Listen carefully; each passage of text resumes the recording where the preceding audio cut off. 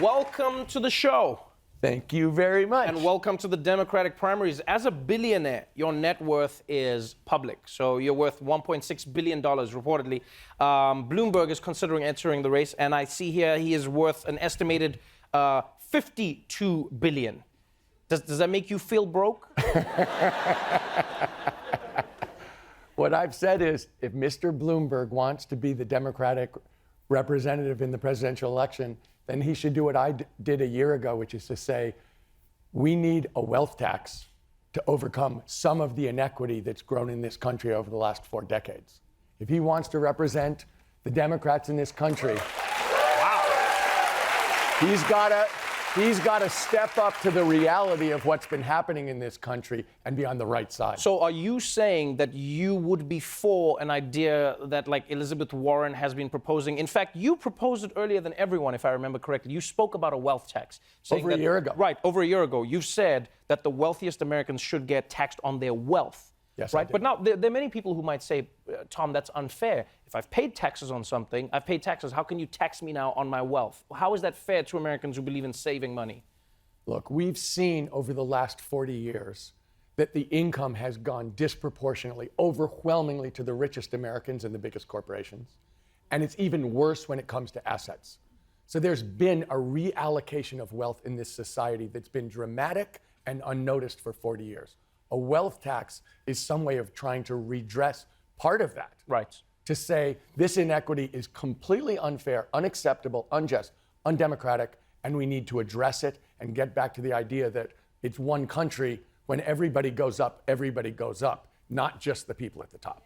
That's an interesting.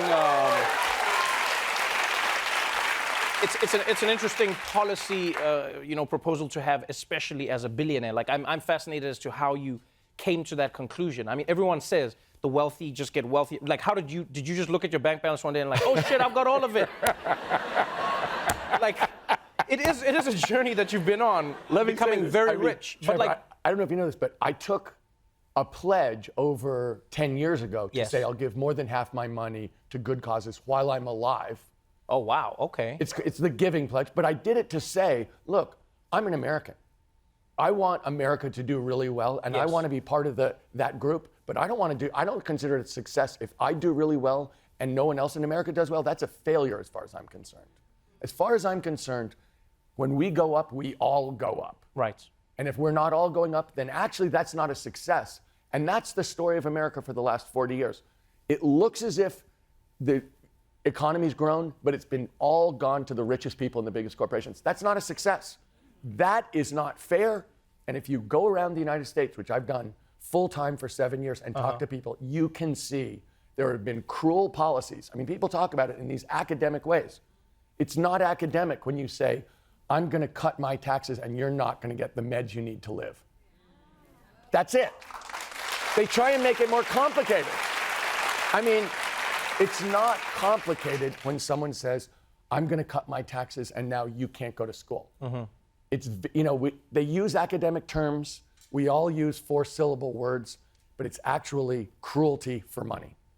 That's what we've been seeing in the United States of America. Let me ask you this then, as a billionaire who has, I think, been referred to as the single highest donor when it comes to democratic and liberal causes, why do you think it's best for you to run for president then? Some have said, Tom, why not use your money to get progressive candidates in? Why don't you back the people? Because you have so much money, you can actually help get big money out of politics. Why not just do that? Why run yourself?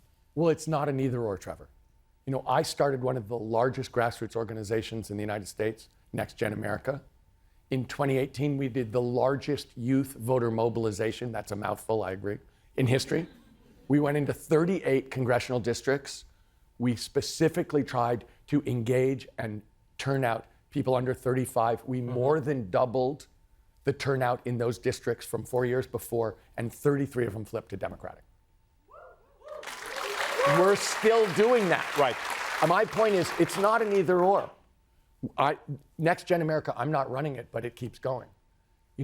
I have a partnership with 7 national labor unions to go door to door. We hit 15 million doors together in 2016. We hit 10 million doors together last year.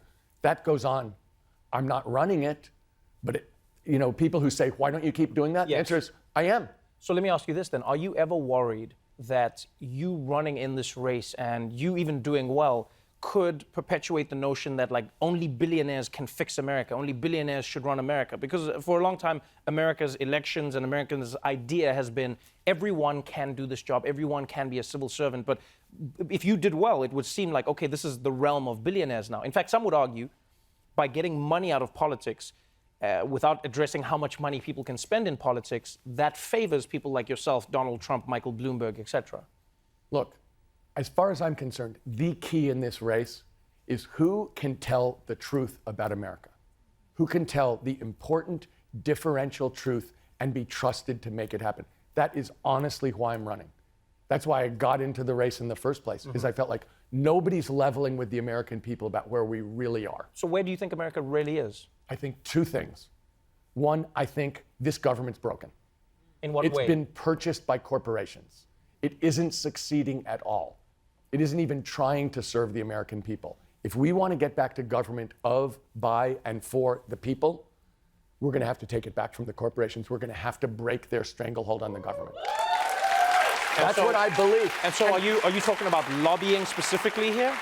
Money, lobbying, and I'll give you an example of something where, look, people don't think about this in terms of corporations, but we've had decades of gun violence in this country that's off the charts. Almost every day we see a mass shooting, but we also see domestic violence with guns. We see neighborhoods people are scared to walk down the streets, and 60% of gun-related deaths are suicides. Over 90% of Americans have wanted mandatory background checks on every gun purchase for a long time. Democrats, Republicans, and independents, over 90%, and we've never gotten it. And the reason is the NRA is controlled by the gun manufacturers, and they won't let it happen when 90% of Americans want it. We can talk about drug pricing, we can talk about the Green New Deal, we can talk about education, we can go on and on and on. The American people are not being served. The corporations, in every one of these cases, it's perfect for the corporations. And the question is, how are we going to get back that government? Right. Who can you trust to really take them on? Look, I've been taking them on and beating them in coalition with ordinary American citizens for a decade. They're not that smart. I mean it. We can beat them. But the question is, who's going to do it? Is it going to be an outsider like me who's been taking them on and beating them in coalition and building grassroots democracy? Or is it going to be someone inside the Beltway? Look, I'm talking about a 12-year term limit for every congressperson and senator. There's no one else running for president who'll even discuss that. And why do you think that's so important? We need new blood. We need to get new people in. We really do. If you look at the young people who came in in 2018, right? Many of whom, when we flipped seats, we were bringing in a lot of young people, a lot more women, a lot more diverse group of people. That, in order for that to happen, we have to have term limits. We have a broken Congress, and it's become, kind of a lifetime appointment. Right. We can't have that. Look, I'm also talking about direct democracy.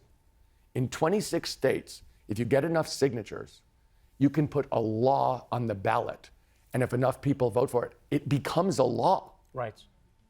That takes away the monopoly of Congress. If Congress says, you know what, the NRA won't let us pass mandatory background checks on gun purchases, we could put that on the ballot and pass it in a week.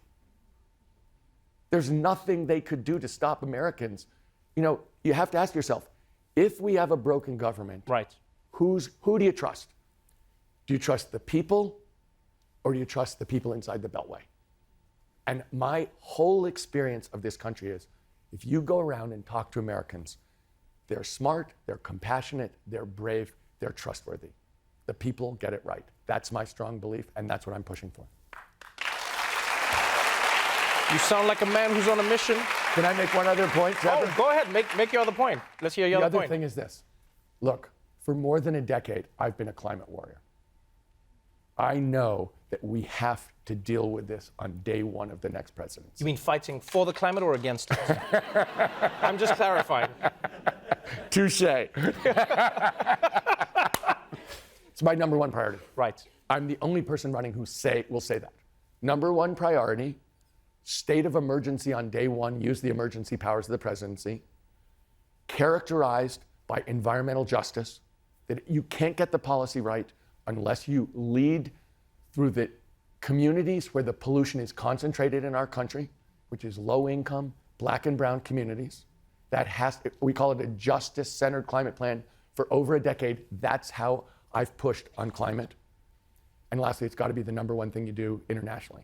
If you don't do those three things, it isn't going to happen. If it's not number one, it's not going to get done. A man on a mission. Thank you so much for being on the show. Thank you for having me. Tom Steyer, everybody.